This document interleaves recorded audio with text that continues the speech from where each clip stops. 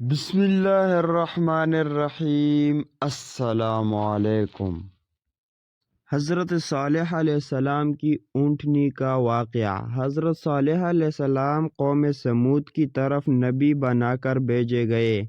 آپ نے جب قوم سمود کو خدا کا فرمان سنا کر ایمان کی دعوت دی تو اس سرکش قوم نے آپ سے یہ معجزہ طلب کیا کہ آپ اس پہاڑ کی چٹان سے ایک گابن اونٹنی نکالے جو خوب فریبا اور ہر قسم کے عیوب و نقاص سے پاک ہو۔ چنانچہ آپ نے چٹان کی طرف اشارہ فرمایا تو وہ فوراً ہی پھٹ گئی اور اس میں سے ایک نہایت ہی خوبصورت و تندرست اور خوب بلند قامت اونٹنی نکل پڑی جو گابن تھی، اور نکل کر اس نے ایک بچہ بھی جنا اور یہ اپنے بچے کے ساتھ میدانوں میں چرتی پھرتی رہی۔ اس بستے میں ایک ہی تالاب تھا جس میں پہاڑوں کے چشموں سے پانی گر کر جمع ہوتا تھا۔ آپ نے فرمایا، اے لوگو، دیکھو یہ معجزہ کی اونٹنی ہے، ایک روز تمہارے تالاب کا سارا پانی پی ڈالے گی اور ایک روز تم لوگ پینا۔ قوم نے اس کو مان لیا۔ پھر آپ نے قوم سمود کے سامنے یہ تقریر فرمائی۔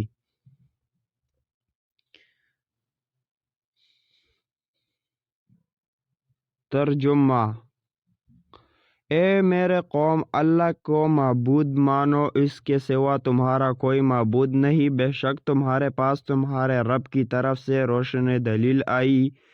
یہ اللہ کا ناقہ ہے تمہارے لیے نشانی، تو اسے چھوڑ دو کہ اللہ کی زمین میں کھائے، اور اسے برائی سے ہاتھ نہ لگاؤ کہ تمہیں دردناک عذاب آئے گا۔ چند دن تو قوم سمود نے اس تکلیف کو برداشت کیا کہ ایک دن ان کو پانی نہیں ملتا تھا، کیونکہ اس دن تالاب کا سارا پانی اونٹنی پی جاتی تھی۔ اس لیے ان لوگوں نے طے کر لیا کہ اس اونٹنی کو قتل کر ڈالے۔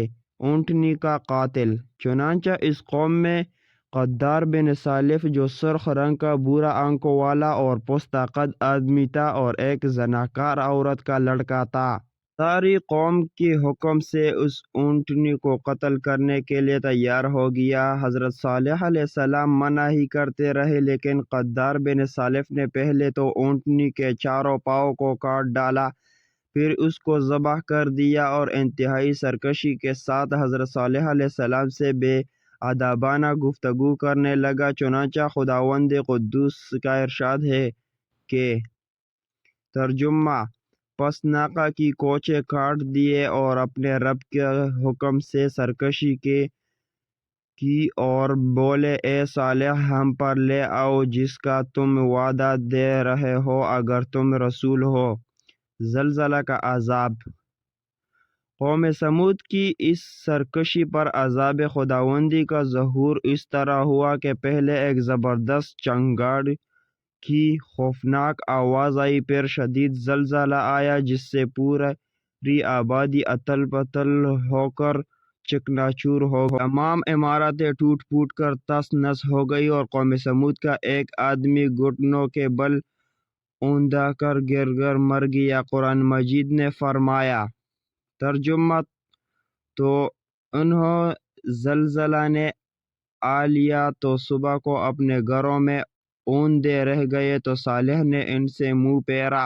حضرت صالح علیہ السلام نے جب دیکھا کہ پوری بستی زلزلوں کے جھٹکوں سے تباہ و برباد ہو کر اینٹ پتھروں کا ڈھیر بن گئی اور پورا قوم ہلاک ہو گئی، تو آپ کو بڑا صدمہ اور قلق ہوا، اور آپ کو قوم سمود اور ان کی بستی ویرانوں سے اس قدر نفرت ہو گئی کہ آپ نے ان لوگوں کی طرف سے منہ پھیر لیا اور اس بستی کو چھوڑ کر دوسری جگہ تشریف لے گئے، اور چلتے وقت مردہ لاشوں سے یہ فرما کر روانہ ہو گئے کہ